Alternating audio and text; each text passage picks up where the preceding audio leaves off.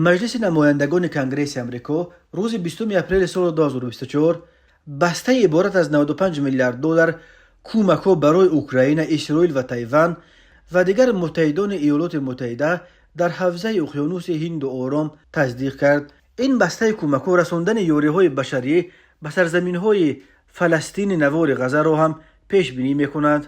از این 95 میلیارد دلار 60 میلیارد و 840 میلیونش برای اوکراین پیش بینی گردیده، از جمله 23 میلیارد برای خریداری سلاح‌های آمریکایی، 11 میلیاردش برای مبلغ گذاری عملیات‌های حربی آمریکا در اوکراین و منطقه، از جمله برای تعلیم دادن حربیان اوکراینی در کشورهای خارجی و تحکیم حضور نیروهای آمریکا در کشورهای جبهه شرقی ناتو. قریب 14 میلیارد دیگر برای خریداری سلاح و دیگر محصولات حربی روانه گردیده.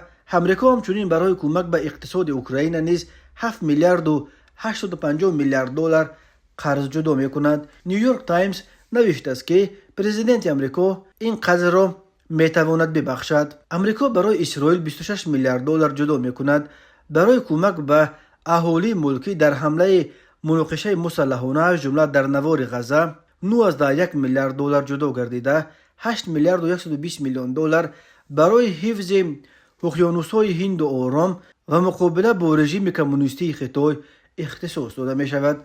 همچنین مجلس نمایندگان کنگره امریکا از پیشنهاد به منفعت اوکراین مصادره کردن مال و پولها در خارجه منجم شده روسیه پشتیبانی کرده، امکان جاری کردن تحریمات نو به ضد روسیه و خطای و ایران را نیز در بر گرفته است.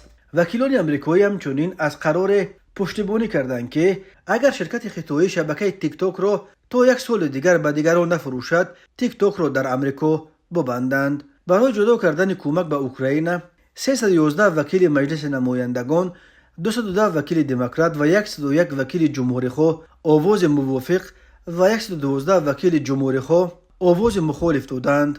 پرزیدنت اوکراین ولادیمیر زلنسکی با استقبال از تصمیم مجلس نمایندگان کنگره امریکا در شبکه ایکس یا سابق توییتر نوشت: طرح قانون یاریهای حیاتاً مهم امریکا که مجلس نمایندگان امروز قبول کرد، پیش روی گسترش جنگ را گرفته هزاران نفر را از مرگ نجات می‌دهد و به کشورهای ما امکان می‌دهد که قوی تر شویم. صلح را می‌توان تنها با نیرو به دست آورد. ما امیدواریم که سنات نیز از این طرح قانون پشتیبانی می‌کند و آنها برای امضا بر میز پرزیدنت بایدن گذاشته خواهند شد.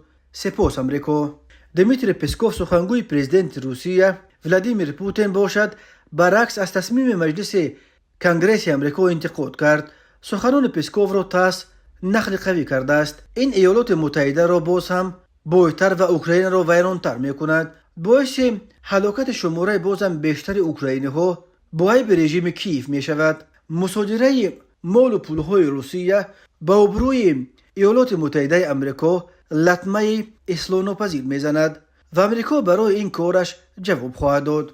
در هفته جاری نشریه پالیتیکو و واشنگتن پست خبر دادند که پنتاگون از قبل یک بسته بزرگ یاریهای حربی برای اوکراین را آماده کرده است و برابر تصدیق نهایی قانون کمک‌ها این بسته یاریها در ظرف کمتر از 1 هفته به اوکراین برده رسانده می شوند. روسیه هنوز سال 2014 نیم جزیره قریب اوکراین را اشغال کرده و همان وقت جدای طلبان رو به مسکو را در جمهوری‌های خودخوانده دنر و النر پشتیبانی میکرد. 24 فوریه سال 2024 با بهانه گویا حمایت از اهالی روزبان دنباس به قلمرو اوکراین حمله کرد. در پی پیش از 2 سال جنگ از هر دو طرف 10,000 نفر کشته و بیش از 9 میلیون نفر معیوب و زخمی شده، صدها شهر و دهه‌ها ویران و ولنگار کرده شدند.